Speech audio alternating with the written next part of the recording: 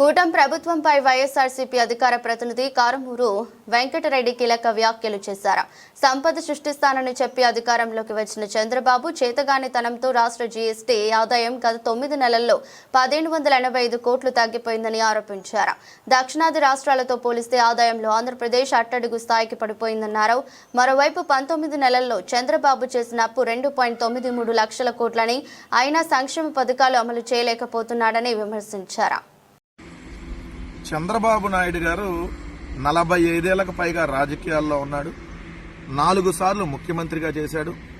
ఆయన చెప్పేటటువంటి మాటలకి అసలు ఈ దేశంలో కాదు, ఈ ప్రపంచంలో కాదు, అలాంటి మాటలు ఎవడూ చెప్పలేడు. ఆయన అధికారంలోకి రావటం కోసం చెప్పినటువంటి మాటలేంటి? తమ్ముళ్ళు, నేను అధికారంలోకి వస్తే సంపద సృష్టించేస్తా, రాష్ట్ర ఆదాయాన్ని పెంచేస్తా, సంపద సృష్టించి సంక్షేమ పథకాలు అందిస్తా, నాకు 45 ఏళ్ల రాజకీయ అనుభవం ఉంది, నా అంత తోపుతురు ఇండియాలోనే లేడు, ప్రపంచంలో లేడు అని చెప్పి ఏదైతే చంద్రబాబు నాయుడు గారు ఏదైతే డబ్బాలు కొట్టి అధికారంలోకి వచ్చాడు, ఏమని సంపద సృష్టిస్తానని. ఈ 18 నెలల కాలంలో ఆయన అదనంగా ₹1 సంపద సృష్టించకపోగా రాష్ట్ర సంపద ఏదైతే తగ్గిపోతా ఉంది, రాష్ట్రానికి వచ్చేటటువంటి ఆదాయం తగ్గిపోతా ఉంది, సంపద సృష్టి పోయి ఉన్నది ఆవిరైపోతుందని చెప్పి ఏదైతే గణాంకాలు చెప్తా ఉన్నాయి, జీఎస్టీ గణాంకాల్లో వెల్లడైనటువంటి చేదు నిజం ఏంటంటే ఈ ఆర్థిక సంవత్సరం అంటే మొన్న 2025 ఏప్రిల్ నుంచి ఇప్పటి వరకు చూసుకుంటే 9 నెలల కాలంలో ఆదాయం 1785 కోట్లు తగ్గిపోయింది. జీఎస్టీ ఆదాయం అంటే రాష్ట్రానికి వచ్చేటటువంటి జీఎస్టీ వసూళ్లు 1785 కోట్లు తగ్గిపోయినాయి. ఏదైతే ఏప్రిల్ నుంచి డిసెంబర్తో ముగిసిన 9 నెలల కాలానికి జీఎస్టీ ఆదాయం అంతకుముందు ఏడాదితో పోలిస్తే 1785 కోట్లు పడిపోయింది. 2024-25 ఆర్థిక సంవత్సరంలో మొదటి 9 నెలల్లో 33,371 కోట్లున్న జీఎస్టీ ఆదాయం 5.34% తగ్గి 31,586 కోట్లకు పడిపోయింది. ఇదే సమయంలో దేశవ్యాప్తంగా జీఎస్టీ ఆదాయం 6.8% పెరిగితే రాష్ట్రంలో జీఎస్టీ ఆదాయం మాత్రం 5.34% తగ్గింది.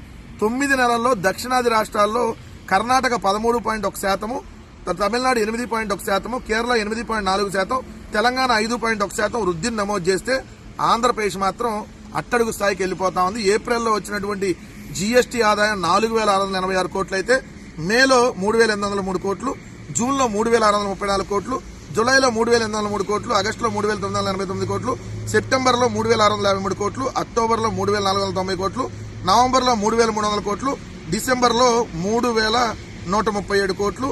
ఏదైతే జీఎస్టీ ఆదాయం దారుణంగా పడిపోతా ఉంది. సంపద సృష్టి లేదు కానీ ఉన్న సంపద ఆవిరైపోతా ఉన్నది. ఇది ఒక పాయింట్. రెండో పాయింట్, కీలకమైనటువంటి పాయింట్, 19 నెలల చంద్రబాబు నాయుడు గారి ఈ కూటమి ప్రభుత్వంలో ఆయన తీసుకొని వచ్చినటువంటి అప్పు అక్షరాల 2,93,000 కోట్లు. రోజుకు 500 కోట్లకు పైగా అప్పులు చేస్తా ఉన్నాడు. గంటకి 21 కోట్లు అప్పు చేస్తా ఉన్నాడు. ఒక్కటంటే ఒక సంక్షేమ పథకం లేదు, ఒక్కటంటే ఒక అభివృద్ధి కార్యక్రమం లేదు.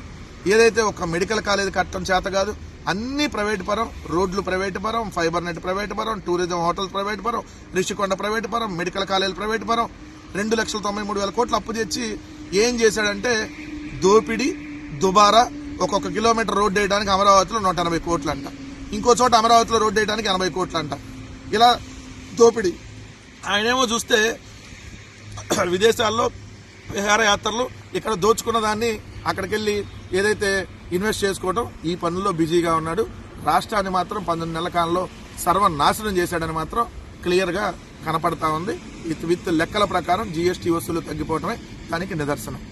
This is anchor Ravi. Hi అండి, నేను మీ Jabardasth auto punch Ramprasad. Hi, it's మీ మాధవీలత. హలో అండి, నేను మీ సుడిగాలి సుధీర్. హాయ్ హలో, నేను Jabardasth Sri. Please subscribe to public talk TV. Please subscribe to public talk TV. Please subscribe to public talk TV. Please subscribe to public talk TV.